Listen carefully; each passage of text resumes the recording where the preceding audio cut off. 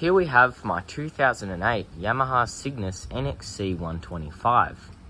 I picked up this scooter a few weeks ago for a really cheap price, and overall I'm quite happy with it. When I purchased the scooter, it had been sitting for over 14 years and had not been started once during that time. You see, the old lady who I bought it from had purchased it brand new in 2008. She rode it for about 1 year, but then due to declining health, she was forced to pack it away, and it's just been sitting dormant since.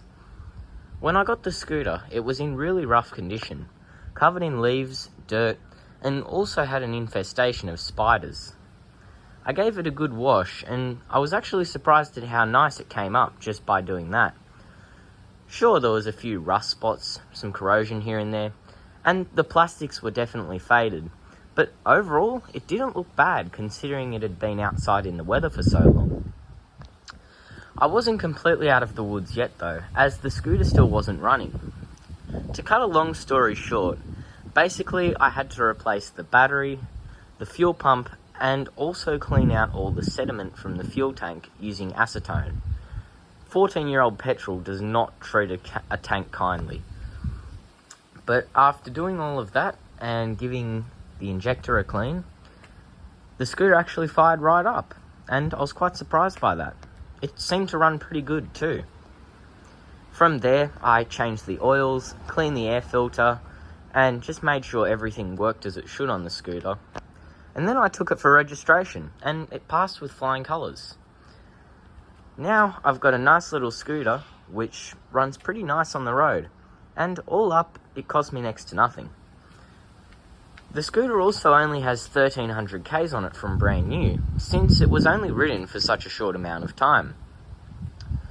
One of the cool things I like about these Cygnus scooters is the fact of how much room they have under the seat. If we pop the seat here, we can see that there's actually a lot of room, and there's no petrol tank either. The petrol tank on these scooters actually lives under the footrest here, and you fill it up from this handy little port here. But yeah, you can fit so much stuff in here, and it's really good to be honest.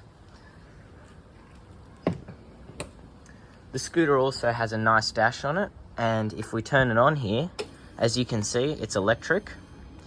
Shows you how much fuel you have in the tank, the time, and also the amount of kilometers. As I said, when I got it, it had around 1300. I've since put a few more on it. It's also got a nice analog speedo here, and then it's got your indicators up here and the high beam there. And yeah, it's quite nice. Now, I'll give you a quick demo of it starting up.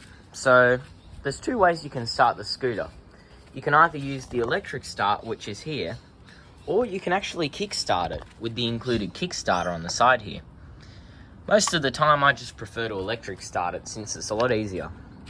Now to electric start it, we have to first pull in the brake, and then we can press the button, and with any luck, it starts right up.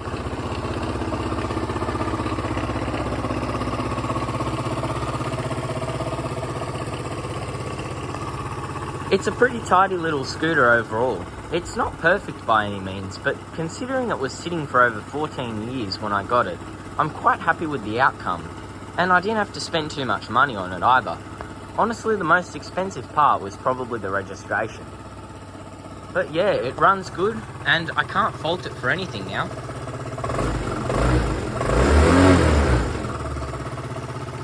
I think the clutch does need a little bit of adjusting, but it runs pretty alright overall, so I'm happy with it.